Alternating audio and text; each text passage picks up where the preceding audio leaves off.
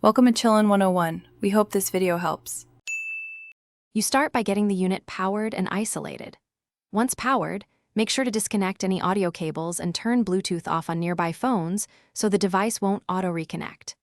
Next, find the reset access, either a tiny pinhole or a labeled combo like M plus play. Immediately, prepare a paperclip or press both buttons for the specified hold time. This initiates the hardware reset sequence and clears stored pairings so you can proceed cleanly. Now you perform the reset itself.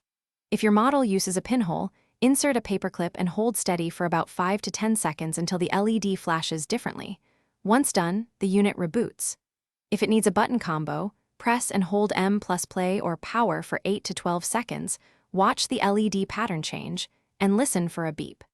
Once the LED stabilizes and the FM frequency resets, you've returned the transmitter to factory defaults.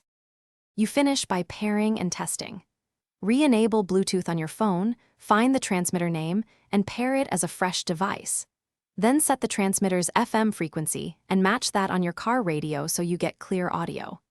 If pairing fails or audio is noisy, make sure to repeat the reset, try an alternate USB power port or cable, and if the manufacturer provides firmware, update it. This single troubleshooting tip usually resolves persistent.